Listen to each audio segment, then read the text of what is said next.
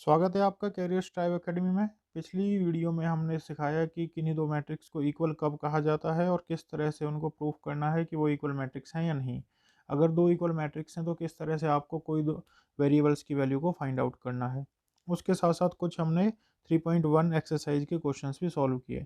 और अभी इस वीडियो में हम स्टार्ट करने जा रहे हैं जो 3.1 के जो रिमेनिंग क्वेश्चंस हैं जो पिछले वीडियो में कंप्लीट अटेम्प्ट हो नहीं पाए थे, वो क्वेश्चंस हम यहाँ पर सॉल्व करने जा रहे हैं। तो चलिए आज की वीडियो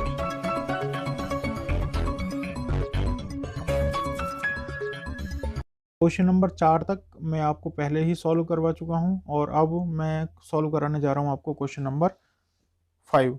तो देखिए, आपको क्वेश्चन नंबर 5 में जो दे रखा है वो है construct a 3 by 3 matrix whose elements are given below. Option 1 में कुछ आपको वेरिएबल एलिमेंट की वैल्यू दे रखी है और इसी तरह से ऑप्शन 2 भी आपको दे रखा है। तो चलिए मैं आपको ऑप्शन 1 को सॉल्व करके दिखा देता हूँ कि किस तरह से आपको एक मैट्रिक्स सॉल्व करनी है जिसका ऑर्डर 3 by 3 होगा और उसमें एक वेरिएबल की वैल्यू आपको दे रखी है। सबसे पहले आपको यहाँ पर एक 3 by 3 की मैट्रिक्स कंस्ट्रक्ट करनी पड़ेगी। क्वेश्चन नंबर 5 को हम सॉल्व करने जा रहे हैं। तो क्वेश्चन नंबर 5 में आप देखेंगे, सबसे पहले आपको एक मैट्रिक्स सपोज करनी पड़ेगी। लेट,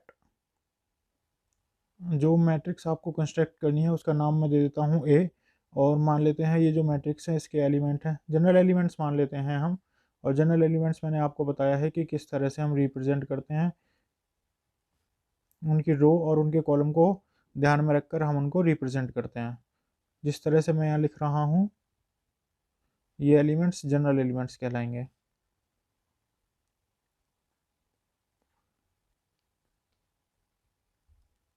ये कोई मैट्रिक्स आपने सपोज की है और इस मैट्रिक्स के जो इस मैट्रिक्स के जो ये एलिमेंट्स हैं इनकी वैल्यू आपको उस फॉर्मूले के थ्रू फाइंड आउट करनी है। और वो फॉर्मूला आपको क्या दे रखा है, वो दे रखा है ए आई जे इज इक्वल टू 1/2, यहाँ पर मोड है, और -3i+j।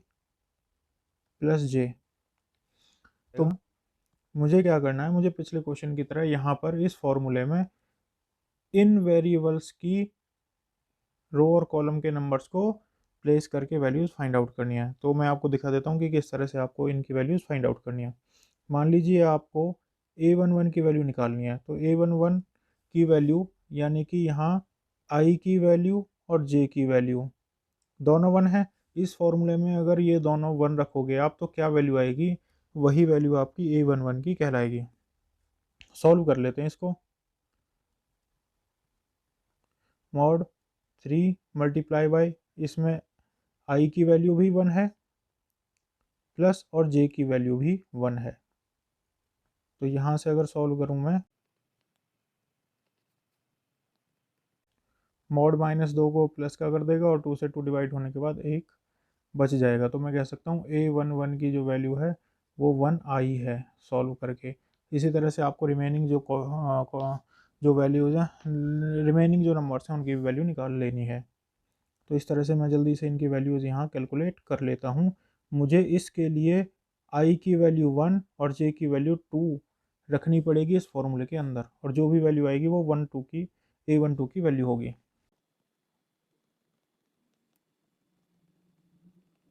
ये जो वैल्यू आई ये a12 की वैल्यू होगी। इसी तरह से जो रिमेनिंग है उनकी भी मुझे वैल्यूज निकाल लेनी।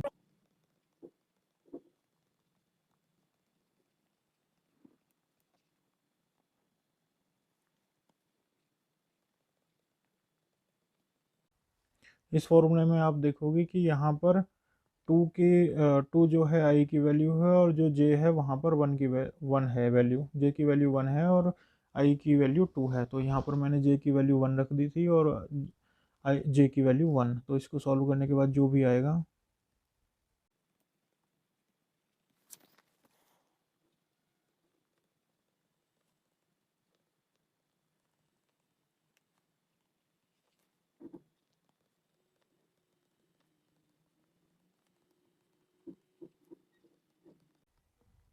इसमें आप देखेंगे कि यहाँ i की वैल्यू तो 3 है और j की वैल्यू जो है वो 1 है।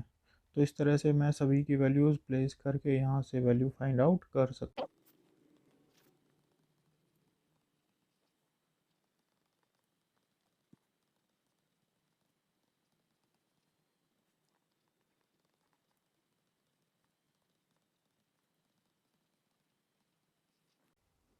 इन वैल्यूज़ को, क्योंकि आपने देखा कि आप इन सब की वैल्यूज़ निकाल चुके हैं, जो वेरिएबल्स थे इन सब की वैल्यू आप यहाँ कैलकुलेट कर चुके हैं, तो इन वैल्यूज़ को अगर इस मैट्रिसेस में रख दो जो आपने शुरुआत में मैट्रिसेस को सपोज किया था, अगर उस मैट्रिसेस में इन वैल्यूज़ को रख दो तो जो भी मैट्रिक्स सपोज की है वो मैट्रिक्स आपकी बन जाएगी। तो चलिए मैं यहाँ बनाकर मैट्रिक्स दिखा देता हूँ।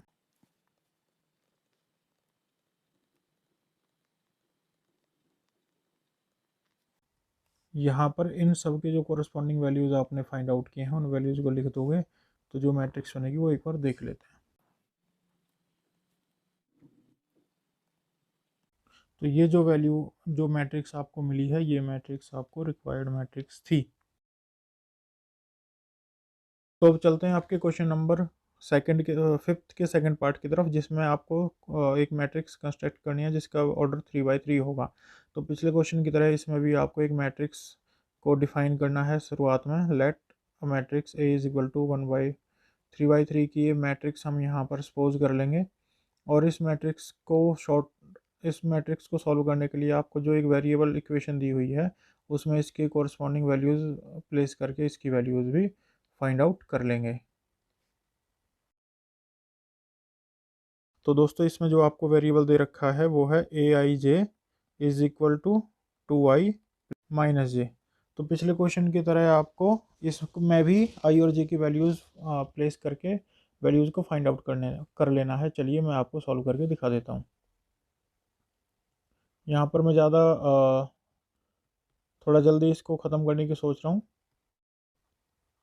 पिछले क्वेश्चन की तरह इस क्वेश्चन में भी आपको A11 यहाँ पर i की वैल्यू 1 और j की वैल्यू 1 जैसे कि दे रखा है, इसी तरह सभी को सॉल्व करके इनके कोरस्पॉन्डिंग वैल्यू जो है उस फॉर्मूले से निकाल लेनी है। चलिए मैं यहाँ पर इनकी वैल्यूज़ फाइंड आउट कर लेता हूँ जल्दी जल्दी।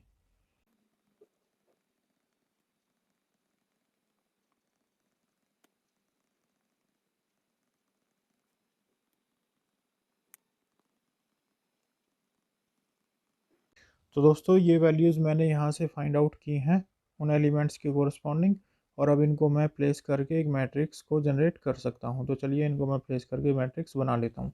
मैं यहीं इस मैट्रिक्स को बना लेता हूँ, इसके कोरस्पॉन्डिंग मैट्रिक्स मैं यहीं पर लिख देता हूँ। तो इसकी जो कोरस्पॉन्डिंग मैट्रिक्स होगी फ्रेंड्स वो होगी 1 0 -1 3 2 1 5 4 3। तो ये जो मैट्रिक्स है ये आपको रिक्वायर्ड थी और आप जनरेट कर चुके हो। तो चलिए अब बढ़ते हैं आपके क्वेश्चन नंबर 6 की तरफ। अगर आप देखेंगे क्वेश्चन नंबर 6 में, तो इसमें आपको दो इक्वल मैट्रिक्स दे रखी हैं। वैसे तो इसमें 3 ऑप्शंस दे रखे हैं और तीनों ही ऑप्शंस में दो इक्वल मैट्रिक्स उसने शो की हुई हैं, और उन सभी ऑप्शंस में एक्स वाई जेड की वैल्यू को आपको फाइंड आउट करना है। तो चलिए मैं आपको एक एक करके इन क्वेश्चंस को भी सॉल्व करा दूं। हम चले आपके क्वेश्चन नंबर 6 की तरफ और उसके ऑप्शन नंबर 1 की हम बात करेंगे। दोस्तों उसके ऑप्शन नंबर 1 में आपको एक 2 बाई 2 की मैट्रिक्स दे रखी है जिसके जिसके एलिमेंट्स हैं 3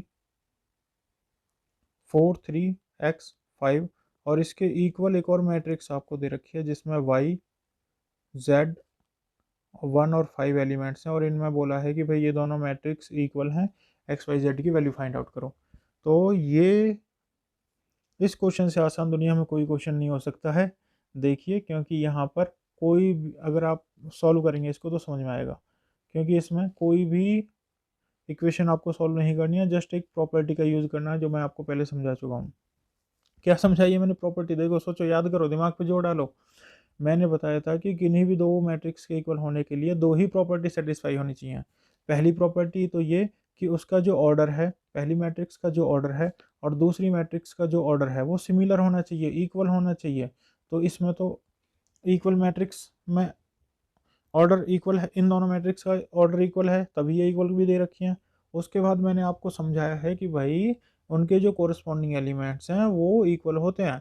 तो एक चीज़ बताओ, अगर ये दो मैट्रिक्स इक्वल हैं तो इसमें मैं दूसरी वाली प्रॉपर्टी का यूज़ कर सकता हूँ। चलिए आंसर लिखना हम शुरू करते हैं। Since both matrix are equal, तो इनके कोरस्पॉन्डिंग एलिमेंट्स भी इक्वल होंगे, इसलिए कोरस्पॉन्डिंग एलिमेंट्स भी इक्वल होंगे।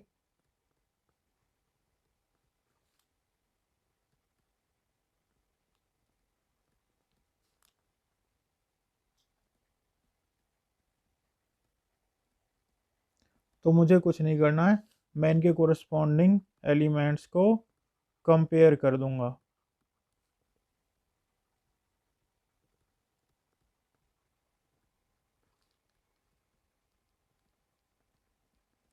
तो दोस्तों देखो, ये जो है 4, ये किसका कोरस्पॉन्डिंग एलिमेंट है, इस y का। इसी तरह से 3 किसका कोरस्पॉन्डिंग एलिमेंट है, ये z का।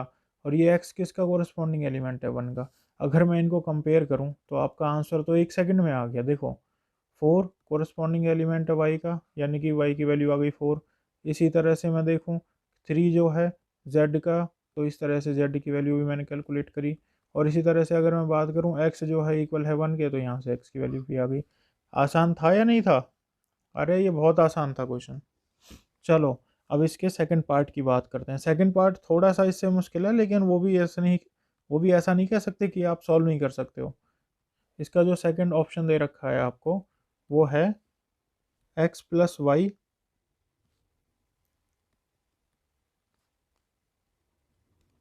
ये एक मैट्रिक्स है, और ये इक्वल दे रखी है आपको किसी दूसरे मैट्रिक्स के,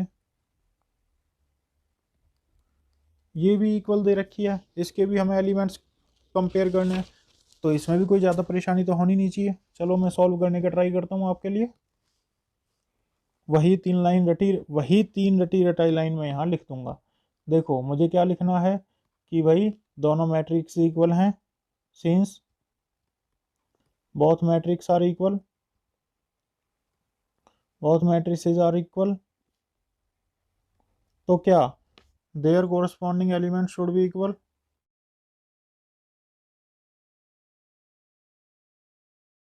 ऑन कंपेयरिंग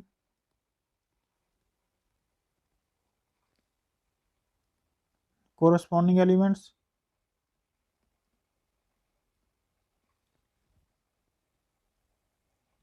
क्या होगा कंपेयर करने पर कोरस्पॉन्डिंग एलिमेंट्स के। अगर मैं इनको कंपेयर कर दूं तो मैं लिख सकता हूं x plus y is equal to 6। इस तरह से एक इक्वेशन बन गई यहाँ पर मेरे पास। इसी तरह से अगर मैं कंपेयर करना चाहूँ 5 प्लस जेड, ये हो जाएगा 5 के इक्वल। अरे ये तो बड़ा आसान है, 5 प्लस जेड 5 के इक्वल, 5 से 5 माइनस हो जाएगा, जेड की वैल्यू 0 आ जाएगी। और इसी तरह से मैं अगर फोर्थ इस एलिमेंट को कंपेयर कर दूं, क्योंकि 2 को 2 से कंपेयर करके हमें मिलेगा क्या, कुछ नहीं, तो काहे को टाइम पास करना। चलो इसको करते हैं एक्स वाई इक्वल टू 8। अगर मैं इन तीन इक्वेशंस को सॉल्व कर सकता हूँ तो मुझे इन तीन एलिमेंट्स की वैल्यू मिल जाएगी। तो चलो मैं आपको सिखाता हूँ कि किस तरह से आपको इनकी वैल्यू मिलेगी। भाई सबसे पहले तो सेपरेट कर लो। देखो ये जो इक्वेशन है इसमें एक्स वाई है और इसमें एक्स वाई है, केवल इन दो इक्वेशंस को एक साथ सॉल्व करेंगे, और इस सेकंड वाली इक्वेशन को हम सेपरेटली सॉल्व करेंगे। चलो इसको अगर मैं यहीं सॉल्व कर दूँ तो क्या हो जाएगा, z इज इक्वल टू 5 - 5, तो z की वैल्यू हो गई 0। तो z की वैल्यू तो आपने निकाल दी 0। अब equation second, first and second को सॉल्व करूंगा मैं, तो थर्ड इक्वेशन को सॉल्व करूंगा मैं। अगर मैं थर्ड इक्वेशन की बात करूं, फ्रॉम इक्वेशन थर्ड, अगर एक्स वाई की वैल्यू 8 दे रखी है तो यहाँ से मैं ये लिख सकता हूँ x is equal to 8/y। और इस इक्वेशन की जो वैल्यू है इसको घुमा फिरा कर मैं डाल दूंगा इक्वेशन नंबर 1 में। अब 10th क्लास में तो आप ऐसी इक्वेशंस को सॉल्व कर चुके हो, तो मुझे नहीं लगता कि मुझे ये वैल्यू यहाँ पर इतना अच्छे से डिस्क्राइब करके सॉल्व करने की ज़रूरत है। ये वैल्यू यहाँ रखने के बाद क्या होगा, एक्स की value 8/y plus y is equal to 6। तो ये भाई हो जाएगा आपका एल्शियम लेने के बाद 8 + y² is equal to 6y। अब ये अगर किसी को समझ में ना आया हो तो भाई जाओ और 10वीं क्लास का मैथ पढ़ो पहले जा करके, इसको रीअरेंज करो और सॉल्व करो, आपको यहाँ से y की वैल्यू मिल जाएगी।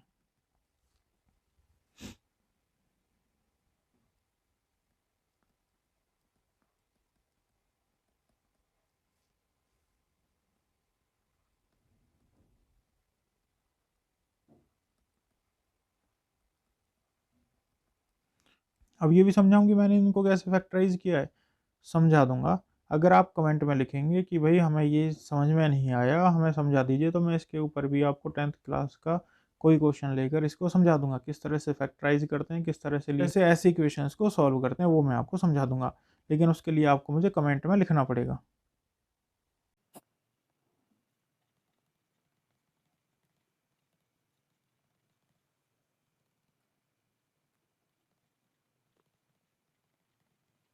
तो या तो y की वैल्यू यहाँ से रीअरेंज करके 2 आ सकती है, या y की वैल्यू यहाँ से रीअरेंज करके 4 आ सकती है। चलो एक बार देख लेते हैं इन दोनों वैल्यूज़ को ऊपर रखकर। इस इक्वेशन में अगर हम दोनों वैल्यूज़ को रखते हैं, एक बार y की वैल्यू 2 और एक बार 4, तो क्या आता है? हमें तो x की वैल्यू निकालनी है ना। अब मैं अगर बात करूँ इक्वेशन नंबर फर्स्ट की, और जहाँ मुझे y की वैल्यू 2 आई है और y की वैल्यू 4 आई है, इन दोनों वैल्यूज़ को एक एक बार मैं रखूँगा और x की वैल्यू निकालूंगा, तो क्या आंसर आएगा? ये देखो भाई, अगर मैं x plus y is equal to 6 में y की वैल्यू 2 रखता हूँ पहली बार, तो यहाँ से आएगा x plus 2 is equal to 6, और रीअरेंज करने के बाद आ जाएगा x is equal to 6 minus 2। कहने का मतलब ये है कि x की वैल्यू मेरे पास यहाँ 4 आ जाएगी। इसी तरह इस इक्वेशन में अगर मैं y की वैल्यू 4 रखता हूँ, तो फिर क्या आएगा?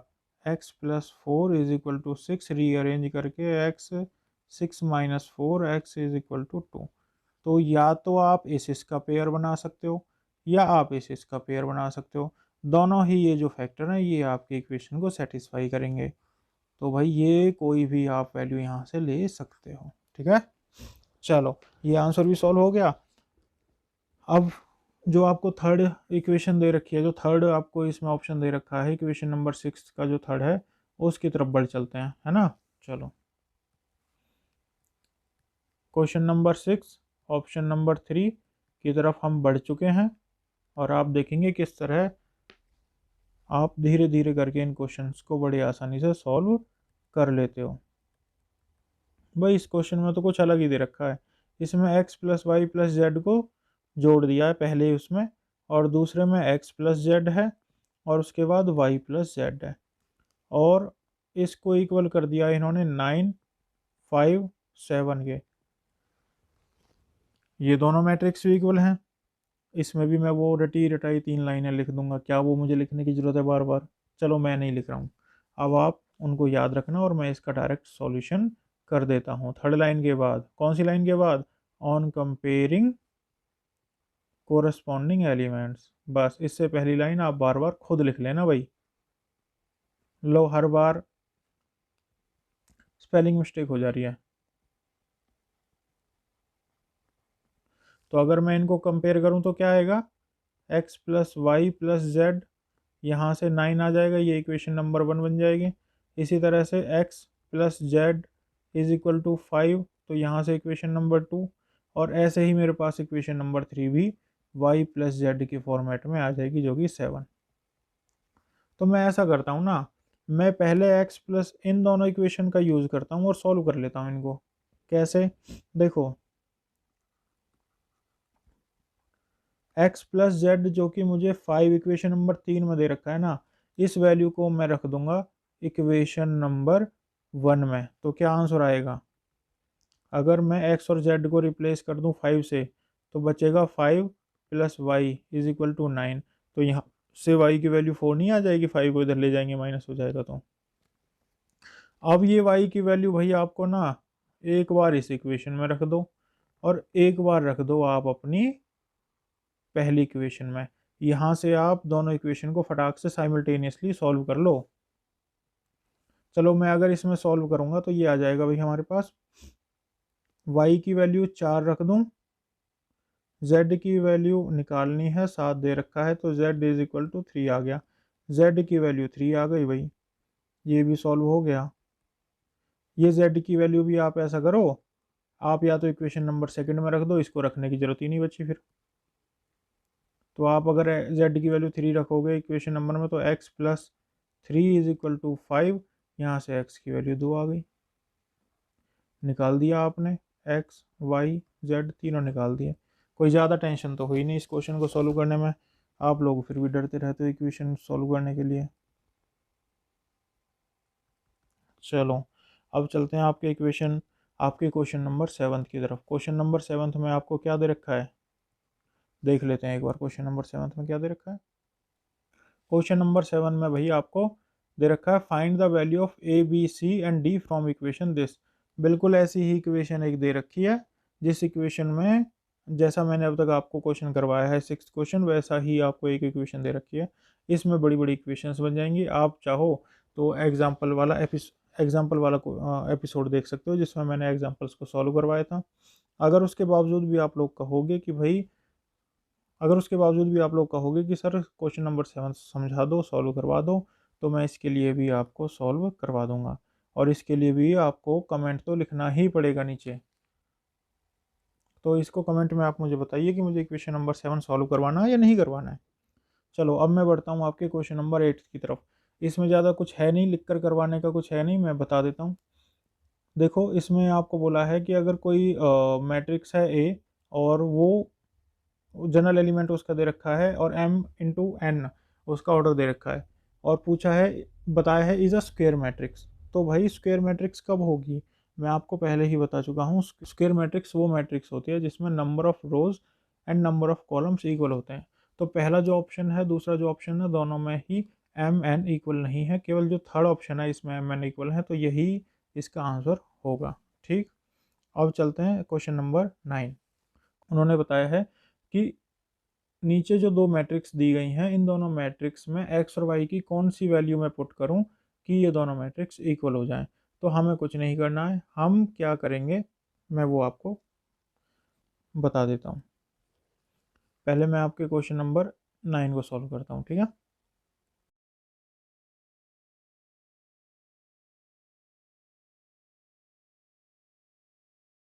मैं मान लेता हूं कि ये दोनों मैट्रिक्स इक्वल हैं थोड़ी देर के लिए। वैसे इक्वल बनानी है, लेकिन मान लेता हूं इक्वल हैं। अगर ये इक्वल होंगी तो मुझे ये पता होगा कि इनके जो कोरस्पॉन्डिंग एलिमेंट हैं ये इक्वल हैं और मैं इनको इक्वल रख पाऊंगा। तो चलो मैं इस फॉर्मूले का यूज़ करता हूँ जो कि मैं अब तक कईयों बार आपको समझा चुका हूँ कि अगर दो मैट्रिक्स इक्वल होती हैं तो उसके जो कोरस्पॉन्डिंग एलिमेंट्स हैं उनको हम कंपेयर कर सकते हैं। तो चलें कंपेयर कर लेते हैं एक बार।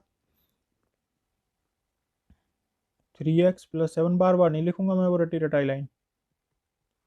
वो क्यों नहीं लिखोगे, यहाँ से भाई आप इसको ले जाओ -7 और x की वैल्यू जो है -7/3।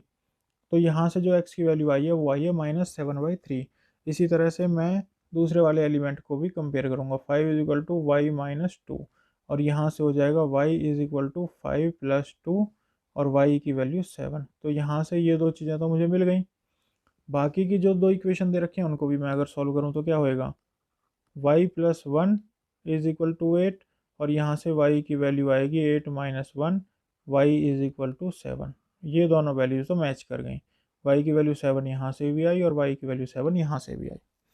इसी तरह से आपको इन दोनों एलिमेंट्स को भी इक्वल करना है। 2 - 3x = 4।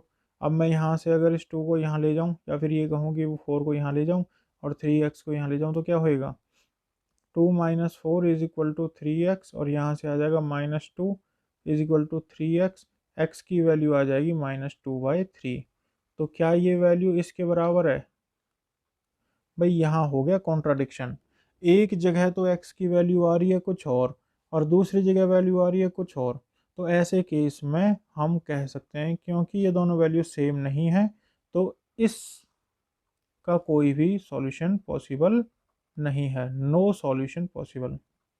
मतलब इन दोनों इक्वेशन को तो सेटिस्फाई नहीं कर सकते ना आप, वैल्यूज अलग अलग आ रही हैं। वैल्यू अगर सेम आती तो हम कह देते कि भाई x की वैल्यू इतनी और y की वैल्यू इतनी के लिए ये मैट्रिक्स इक्वल होंगी। लेकिन ऐसे केस में जब वैल्यूज अलग होती हैं तो इनका जो सॉल्यूशन है वो पॉसिबल नहीं है, ऐसा हम मान लेंगे। ठीक है, तो इसका ऑप्शन हो गया भाई बी ठीक। इसके बाद आपको जो 10वां क्वेश्चन दे रखा है इसमें पूछा है the number of all possible matrices of order 3/3 with each entry 0 और 1 इज। तो उसके बाद आपको कुछ ऑप्शंस दे रखे हैं, मैं आपको बता देता हूँ इसको सॉल्व कैसे करना है। क्वेश्चन नंबर 10th में उसने कहा है 3/3 की मैट्रिक्स है, यानी कि मैं यहाँ कुछ भी वैल्यू ले लूँ, मैं उनकी पोजीशंस नहीं लिखूंगा, अब केवल ऐसे ही लिख रहा हूँ मैं आपको दिखाने के लिए, इसको लिखने की ज़रूरत है नहीं। वैसे ये कोई मैट्रिक्स है 3/3 की, तो इसमें नंबर ऑफ एलिमेंट्स कितने होंगे, इसमें होंगे, ऑर्डर से भी निकाल सकते हो आप, 3/3 = 9 हो जाएगा और काउंट करके भी निकाल सकते हो। तो ये जो नंबर है ये भी टोटल 9 हो गए। तो 9 एंटिटी हुई हमारे पास, 9 एलिमेंट्स हुए और उसने ये भी बता दिया हमें कि हर एलिमेंट की वैल्यू या तो 0 होगी या फिर 1 होगी। इसी तरह से या तो 0 होगी या 1 होगी, यानी कि हर किसी पोजीशन के लिए आपके पास 2 ऑप्शन है। तो आपने 11th क्लास में एक चैप्टर पढ़ा था, है ना, उसका यूज़ कर लेते हैं कुछ। चलो, मान लेते हैं कि पहली पोजीशन पर मेरे पास जो ऑप्शंस हैं वो हैं 2, दूसरी पोजीशन पर कितने ऑप्शंस हैं 2, तीसरी पोजीशन पर कितने ऑप्शन है 2, चौथी पोजीशन पर कितने हैं 2। इसी तरह से मेरे पास जो टोटल 9 पोजीशंस हैं, जो कि 9 एलिमेंट्स की कोरस्पॉन्डिंग है ना, ये वाली। तो इनके लिए मैं दो दो ऑप्शन अगर लेकर चलूँ तो कितनी बार मुझे लिखना पड़ेगा, 9 एलिमेंट्स के लिए मुझे 9 टाइम्स 2 को मल्टीप्लाई करना पड़ेगा। तो इसी तरह से मैं कह सकता हूँ 2⁹ अगर आप इसको सॉल्व करना चाहेंगे भाई मेरे, तो इनकी वैल्यू आ जाएगी कितनी, यहाँ से 8, यहाँ से 8, यहाँ से 8, 8 8 64, और 64 में 8 की मल्टीप्लाई करोगे तो ये आ जाएगा आपका 512। तो आपके पास जो मैट्रिसेस की पॉसिबिलिटी है कि कितनी मैट्रिसेस आप बना सकते हो, वो हो गई 512। इन दो एलिमेंट्स का यूज़ करके, 0 और 1 का यूज़ करके आप टोटल 512 मैट्रिसेस बना सकते हो। क्वेश्चन तो आसान है, आपको केवल थोड़ा सा डेडिकेशन के साथ फोकस होना पड़ेगा एक्सरसाइज को सॉल्व करने के लिए। ज़्यादा मुश्किल है नहीं, अगर ये मुश्किल लगी तो आगे क्या होएगा आपका। चलो, इसी के साथ मैं आज का एपिसोड ख़त्म करता हूँ। अब आज मैंने आपको एक्सरसाइज 3.1 कंप्लीट कर दिया, और कल से मैं आपको सिखाने वाला हूँ एक्सरसाइज 2.1। पहले उसके मैं आपको एग्जांपल सॉल्व कराऊंगा और उसके बाद एक्सरसाइज। तो अगर आपको आज की वीडियो पसंद आई हो तो इसको लाइक कीजिएगा, और अपने दोस्तों में और अपनी फैमिली मेम्बर्स में शेयर कीजिएगा, और साथ ही साथ हमारे चैनल को सब्सक्राइब भी कीजिएगा, क्योंकि सब्सक्राइब करना बिल्कुल फ्री है और ये हमारे लिए बहुत ही मोटिवेटेड है। चलिए, मिलते हैं आपके साथ फिर किसी वीडियो में, तब तक के लिए जय हिंद।